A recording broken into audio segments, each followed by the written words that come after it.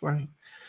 Hey, it's noon here in Ventnor City, New Jersey, and this is news that you can use from CarEdge with your host, Ray, and apparently Zach, who's playing electrician and plugging in the other light. And this is for Friday, June 16th, 2020. Oh my, you look so good with that light. Knock, knock, knock. Someone's at the door. Oh, really? Who could that possibly be on a Friday? Finally. God, I've been out here, you guys. I've been out here knocking on this door. But I have to say, Zach, your rate of speed right before the show, you never cease to amaze me. And we are going to jump right into our first segment. So, could you turn up the volume a little bit? I can turn up the volume for you, Pop. So here's the deal. Yes. Before we jump into today's show, two things I need to mention. We've got a surprise at the end as well that you need to stay tuned for. We're going to be talking about why Florida is truly the worst state to buy a car, and we've got some new news on that is just mind-boggling. But before we do, yes, CarEdge.com/join. If you are a dealer, because we know a lot of dealers watch our program, we want to talk to you. We want to understand if there are people out there who agree to our approach about how to buy and sell cars, aka give people transparent pricing, don't play games, all the crap that we deal with on a daily basis for our thousands of members. If you don't play those games, go to CarEdge.com/join, fill out the application. Maybe we can have a conversation. The other one. What if they want to have like a Monopoly tournament or something like that? They already have a Monopoly in their local area. The other one. Well, in Florida for sure. The other one, CarEdge.com/apply. If you're interested in joining us as a CarEdge coach, kind of like Miss Kimberly Kline here on the screen, our team is growing. We need more coaches. Coaches work day in, day out with our thousands, tens of thousands of members, helping them pick what car to buy, how to buy the thing, how to get financing lined up. They're literally, Kimberly, you help me describe it. What do our coaches do day in and day out? Well, they desk deals. That's, and I'm sure, they desk deals all day. They let you know, is this a good deal? Is this not a good deal? You know, sometimes there's forced ads, but depending on the model, you want to negotiate the forced ads best you can because you want that car. And remember, there's always two parts to every deal. The first one is the OTD. The second one is going through the finance office. I'm here to help you through the finance office. There are lots of tricks and tips and things that I can tell you all about so that you can be in control of your own situation in the finance office. CarEdge.com/join for dealers who want to potentially align with us, not treat folks like, they're idiots and actually give them a fair deal and a fair price. And then the other is CarEdge.com/apply if you want to join our team as a CarEdge coach. I need to get those two out of the way. You good? You good? The longest promo in the history of promo. Someone's got to do it. All right, gang, let's jump over to the lead story, Florida. We've known Florida has been a very difficult place to buy a car for a long time. Well, just yesterday, yes, Florida law strengthens dealership protections, but will allow Tesla model. The interesting thing about what happened yesterday, a new law was signed in the state of Florida. Governor Ron DeSantis signed a measure prohibiting most direct-to-consumer vehicle sales, but certain provisions will allow to continue to operate its franchiseless model, aka Tesla has a carve-out, which is pretty normal. The thing that I found interesting about this, where was it? I'm not 100% certain. They said explicitly in this article, maybe they've updated it since, they said explicitly in this article, the Florida Dealers Association helped shape it. Oh, here it is, right here. The bill was championed by the Florida Automobile Dealers Association as both enshrining the dealers' place in auto retail market and prioritizing franchise price competition that is financially sorry. Yeah, you betcha. All right, let's let Pops take a swing at this first, and then you, Miss Kimberly Kline. Florida's the worst state to buy a car. What do you make of this? They cemented their position. I mean, everybody wants to be good at something. Florida wants to be good at screwing the consumers in their state. It's just that simple.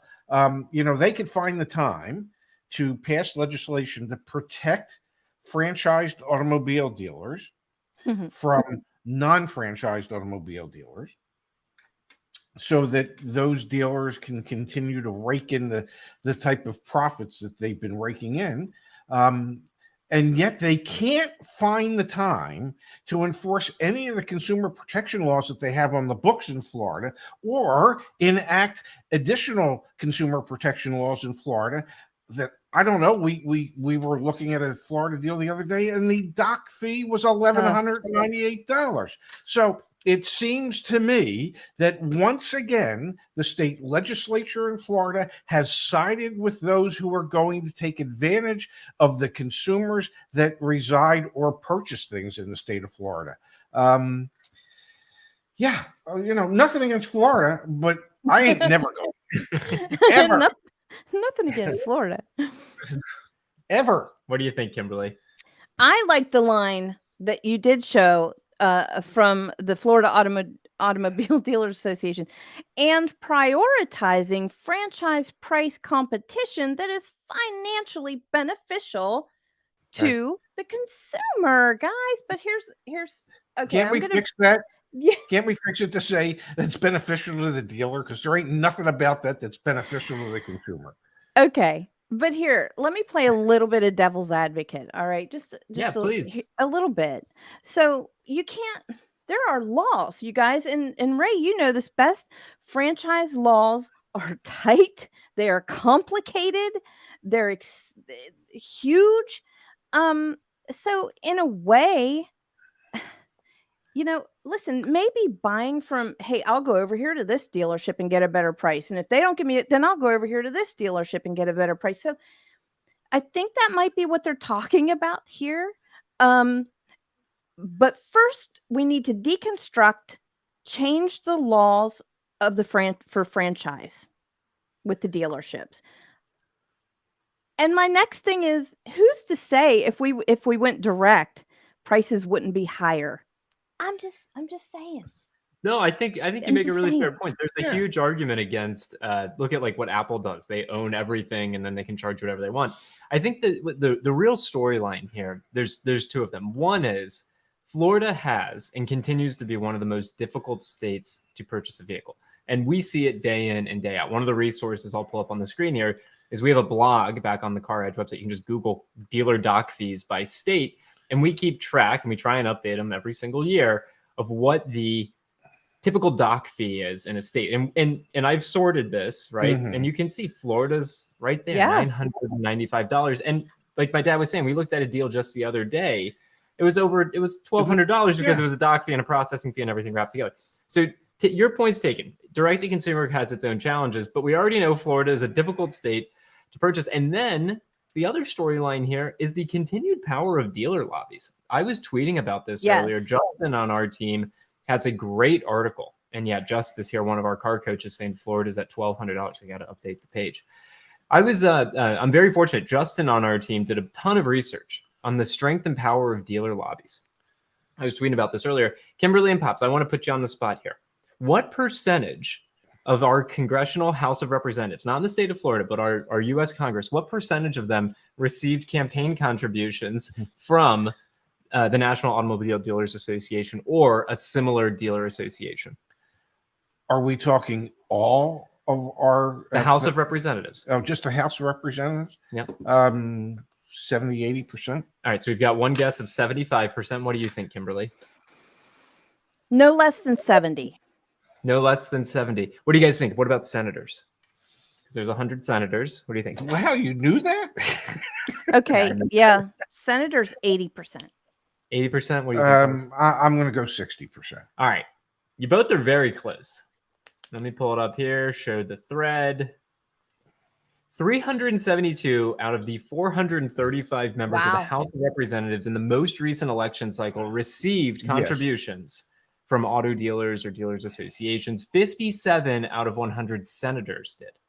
Wowza. Wow. Another angle of the lobbying power. Remember the CFPB that came out of Dodd-Frank? One has to wonder what was wrong with the other 43 senators. Remember the CFPB that came out of Dodd-Frank? Yeah. The whole idea back in 2011 was transparency and consumer choice to prevent abusive and deceptive financial practices. You know where there was a carve out in the CFPB? You know who the CFPB does not have jurisdiction over? Car dealers. There was a special provision added when the CFPB was created that says the agency cannot directly monitor car dealerships. That's why it falls to the FTC. The other one here, and then I'm done on the lobbying piece. The other one are riders. Additions to large bills at the state and at the federal level that essentially pack in protections for dealers. We saw this. There was some protections that were presented in the state of West Virginia, Kimberly, your home state, to protect OTAs, over-the-air updates, couldn't get passed as a standalone bill, ended up being a rider to a different bill that eventually was passed. Again, kudos to Justin for doing all that research. So Kimberly, I think to your point, you could be spot on. Direct-to-consumer could cost more, but that doesn't change the fact that there are these two dynamics at play right now. Florida stinks to buy a car because the dealer fees and lobbying power is very powerful. Yeah. What do you, if you were to guess, and we don't know the answer to this, but in the Florida state legislature, what do you think the percentage of those representatives are that have received donations? Was that 100, Kimberly? From the Florida Dealers Association. Indeed. We've done reports, and we just had a video this week with Josh Fagan, the attorney, a consumer affairs attorney in Florida. And there, Jeff Wines here, who's a investigative reporter for a local station in the Miami area, that were concerned about how dealers are packing additional fees onto lease buyouts at the end of leases, illegally tacking on these fees. And the Florida State Attorney General office is doing nothing about it. Absolutely nothing. And it's prevalent and it's illegal, and people are getting taken for thousands upon thousands, if not millions of dollars when they go to buy their vehicles out, because dealers are forcing add-ons that legally they're not supposed to be doing. It's just everything that I see in Florida is almost anti-consumer. They don't care about their own citizens. They don't do anything to protect their own citizens when it comes to the various ways that they're getting ripped off by automobile dealers in that state. It is as if everyone from the governor on down is beholden to the dealers lobby down there. And it's just, it's insanity. I mean, somewhere there should be some elected officials who really care about the people they have been elected to represent. It boggles my mind. I guess we're putting my air conditioning on. Son of a gun. My electric bill goes up once he comes here. Let's let Kimberly talk. I talked for 5 minutes. You talked for 3 minutes. Her turn. I would put a rider to what I said before, and that is, we're not afraid of the CFPB. Finance managers don't care. They're just a lot of this. But now, so is the FTC. We were always afraid of the FTC. All I'm asking is for the FTC, while we're in the midst of this yin and yang of the different opposing sides, the FTC needs to get in there and do their explicit, I'm not going to say it, word. They need to do their job, you guys. FTC needs to get their committees, another word, out there into the field to do their job. If I ran the FTC, I would have a committee in every freaking dealership across the country cracking down first and foremost of what is already in place. And now let's try and get into franchise laws and work from there. That's just me. No, I think you're spot on. I am very excited about some of the things that we're working on. I think, again, we talked about dealers who treat customers fairly, which there are some in Florida. Earl Stewart Toyota, huge fans of what Earl has done in an area that desperately needs it. Again, dealers who want to work with us, caredge.com/join. We're working on something that I think the majority of dealers are going to despise. Really, really, really upset them, because it's going to surface those who do exactly like what Donovan put in the chat here. Florida statute 501.976 says the dealer fee must be an advertised price, yet no one enforces that law. Welcome to Florida. Bam. Unfortunately for you, Donovan, it's nationwide. We just get to rag on Florida because, well, it's egregious there. The fees are exorbitant fees for sure. They are. They really, really are. Yeah. So it's interesting. On a day like today, the direct-to-consumer model is not going to come to Florida anytime soon. Other than Tesla. Which is okay. Can we talk about that for a moment? Isn't that strange that one company just gets to have this car? No, because that company was never in a contract with the franchise dealer laws. No, I get that, but it's it's a strange way to carve out for Tesla. I'll make it real easy for you. Yeah. Follow the money. Yeah. Yes. Follow yes. the money. Okay. There is the guy that put together Tesla also owns a thing called Twitter. The governor of the state of Florida, when he announced that he was running for president, on what platform did he announce that? I don't want to go too far down the. But the point is, if you follow the money and you follow the influence, you begin to understand it. This is not the only state, though. Let's be clear. The carve-out laws in other states are eerily similar to what was just passed and proposed and passed in Florida, which are, if you haven't had a franchise before, you can sell direct to consumer, which is really strange to me, and also should make all of us wake up and say, in what free market does it make sense to have a rule where if you started 100 years early and set up one system, you're beholden to that?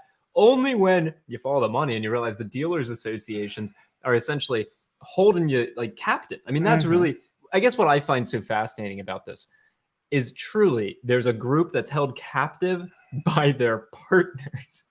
And then there's another group, which fortunately they started further on, realized all the issues associated with that model, and now they can be rewarded because of it. More power to them, I guess. That's where we're at right now. It's actually, except for people, the consumers getting screwed the way that they do. It is a fascinating time to be here and to see this, because as Ray knows, being in the business as long as he was, it's always been this way, dealers. And can I say one more thing? Because I was talking to somebody else about this week too. And that is that, people have no idea the reach that dealership bodies have. And I'm speaking politically, because you just think, oh, that's where I go get my car. That's where I get my service done. I love their lounge. I love their coffee. They treat me right there. Or they screwed me last time and I'm never going to go there again. Anyway, the point is they don't really realize the underbelly, let's say, of dealership world. It's big. It's really, really big. You scratch my back, I'll scratch yours. And that's why you see those high percentages of senators and Congress people being intertwined. And as Ray said, follow the money. Can we bring up the elephant in the room with all this? I think it's the elephant in the room. Okay. There has been, when it comes to buying a car, a race to the bottom. And keep me honest here, Pops. If you're showing up on page 6 of cars.com, you're not going to get the lead to the dealership to sell the car. So you're incentivized.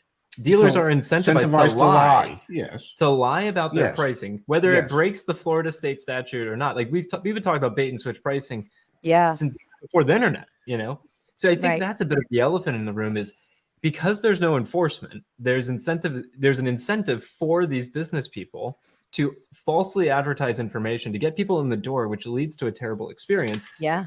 If there was enforcement, then everyone would actually have to advertise the price, and this would be more of a commoditized market. The prices would just be the prices, and you'd be able to have efficiencies and things like that.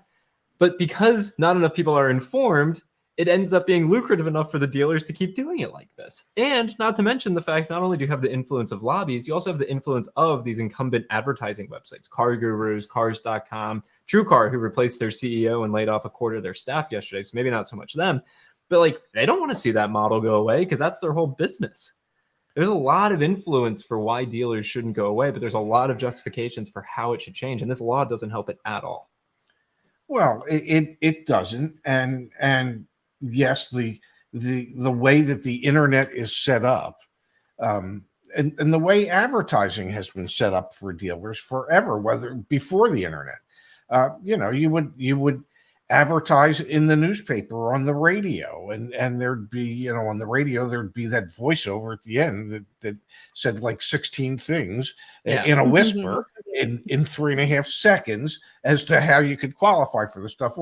Or in the newspaper, there was always an asterisk somewhere, and then you had to try and find the asterisk at the bottom of the ad so you could read what was really happening.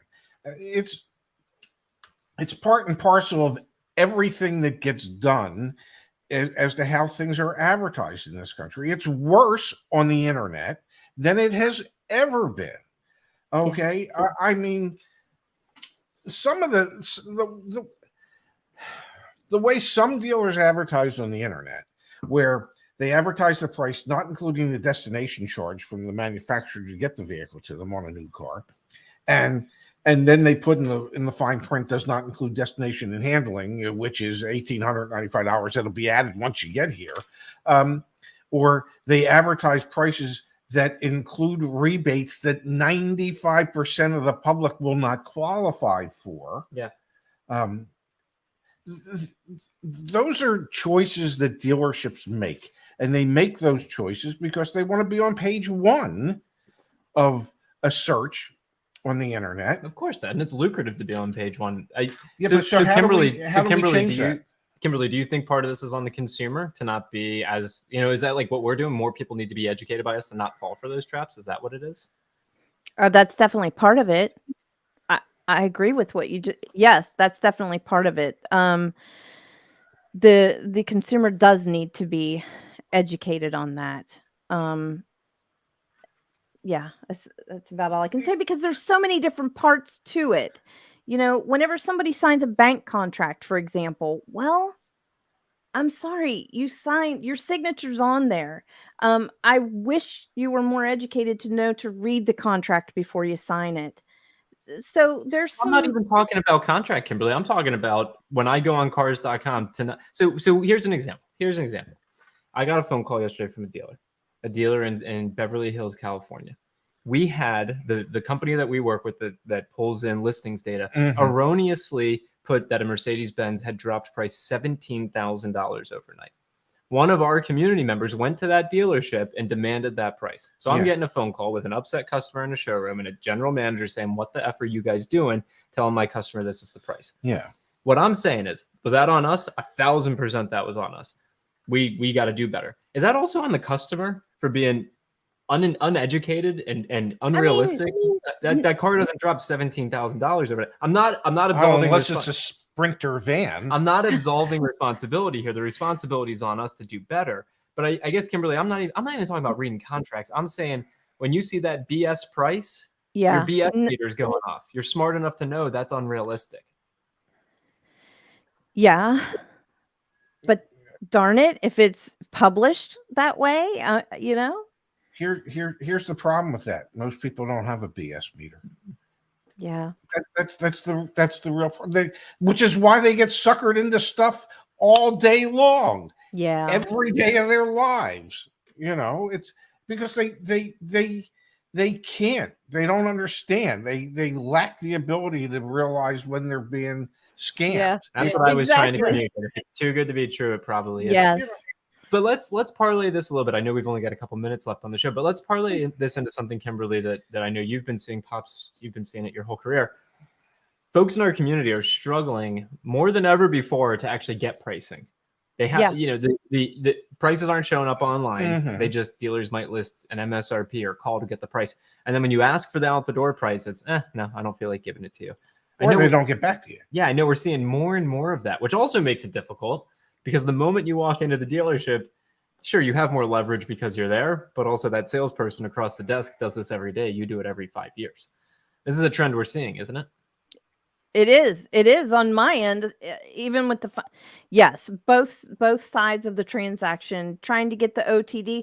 I am seeing more and more and more of this. I haven't heard back. I used the email templates. They haven't emailed me. They haven't called me. If they did, they just want me to come in. They won't give me any information. And I did want to ask Ray, like, what is a tactic for people to use that? Or I have had a lot of people recently go into the finance office, and for whatever reason, there's an issue. They leave that night with their card. They have questions. They can't get a hold of the finance manager. Finance manager won't call them back. I've called 3 times. It's been 4 days, this kind of thing.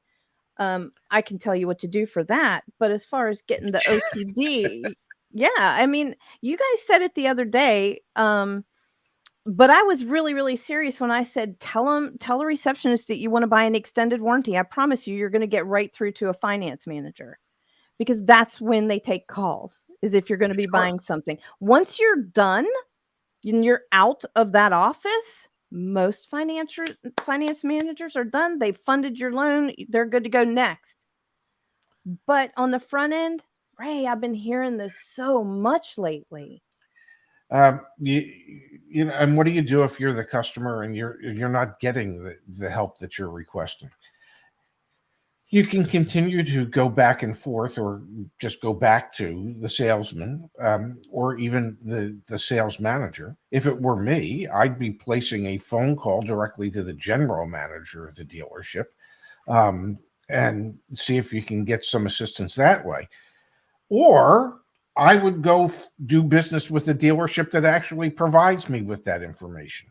They are out there, and once you find one that will actually provide you with the information that you've requested in your email, well, those are the people that you'd want to do business with.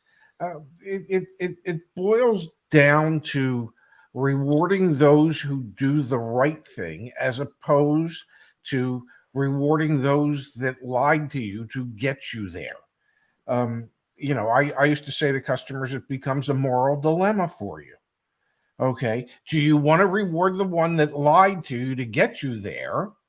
Or do you want to reward the one that told you the truth from the beginning and provided you with the information that you wanted? Which we've been talking about the same crap for 3 years. And that's why at the beginning of today's episode, I said, if you're a dealer out there and you agree with how we approach this, if you agree with Earl Stewart, if you actually give people out the door price quotes and don't add add-ons to them and just give them a price, CarEdge.com/join. Fill out that short application. Let's have a phone call, because I'm frustrated. I'm at a boiling over point 3 years into this, especially when you see that it's not changing. And sure, we can be and moan about it all day long. It doesn't really help. I mean, the community helps, our car coaches help, that's for sure. But we got to do better. We got to just have a golden list in every city. And these are the folks that you do business with. And these are the folks that you avoid. We've got a couple minutes here. Can we end? Can we have some positivity? Can we have a little positivity? Can we end with some Friday wins? Kimberly, do you have one? Pops, do you have one? I have a promo. I do. I do have one. Go for it, Kimberly. Okay, so it's in Community Under Success Stories, and it is Jillian Ben Sahal, and I'm sorry I'm mispronouncing. But here's the reason. The reason is this is part of that education. This is how I want you to take control of your deal. So let me get to it. I also got 4.9 for 60 months. So she knew her payment was going to be $650. Okay. But she cracks me up because she corrected them when they brought me the finance sheet with the payment of $680 because the math wasn't mathing. I love that. The math wasn't mathing. So they went back and returned with $650, which matches the 4.9 that I qualify for. Why is this a win? It's a win because Jillian took control. Listen, when you get a worksheet, we've talked about this before. When a sales manager or salesperson presents you with a worksheet and gives you that range of payments, that's a generic interest rate. But she was smart enough to know that she qualifies for 4.9. You have the power and the wherewithal to send the sheet back to the sales manager and just say, I'm a tier 1 credit. I know I qualify for 4.9. Show me the payments at that. And that's what she did. So bravo. Oh, yeah. That's awesome. And it also has to do with double checking everything before you sign it. Yes. Yeah. Yeah. Yes. All right. Before your Friday win, Pops, I have to pull this up. Hello, Ranzak. I live in Florida and I'm in the market to buy a car. I recently joined CarEdge too. I just gave up and bought a Tesla. No, you can laugh. We are hearing more people do this. Yes. Anyone who works at an OEM, okay, you guys are screwed. I mean that genuinely. If you don't fix this, you're screwed. My email is zach@caredge.com. You can email me. Like, we're trying to legitimately help you because every day this is in our comments and our live streams on Twitter. This is happening, and it's not because people want to buy the Tesla necessarily. It's because people don't want to buy the other cars through that experience. Because people don't want to have to go through what they have to go through in order to buy a car from a franchise dealer. That's why. Hit me up, OEMs. We're trying to help you. All right. It's frustration. Frustration on steroids.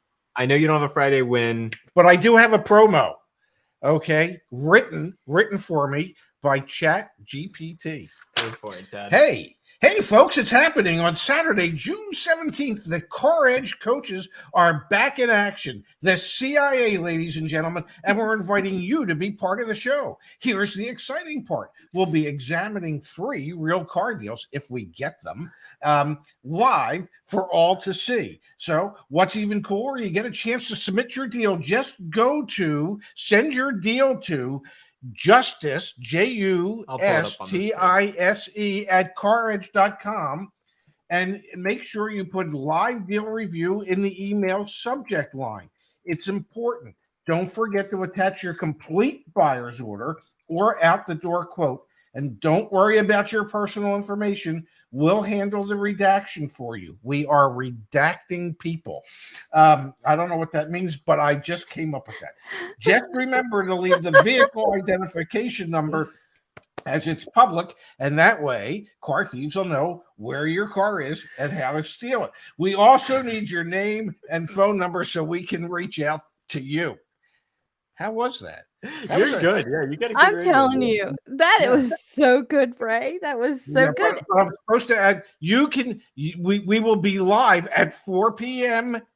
Pacific time tomorrow, 7 p.m. Eastern time, and for those of you in Manila, I don't know what the hell time it'll be, but it'll be much later. Check your listings. No, all right.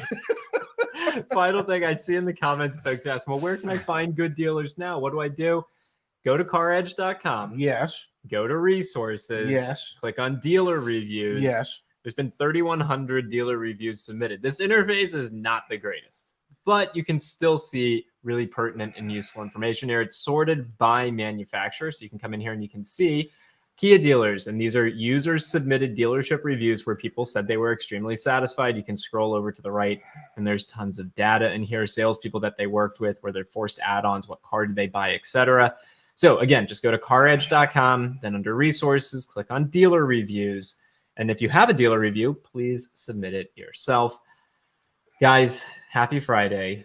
Ms. Kimberly Kline, thank you for being here with us as always. Thank you for having me. I love being here. Oh, and happy Father's Day, Ray. Well, thank you so much. Thank you. On Father's Day this year, I get to take 2 people out to dinner. Oh, awesome.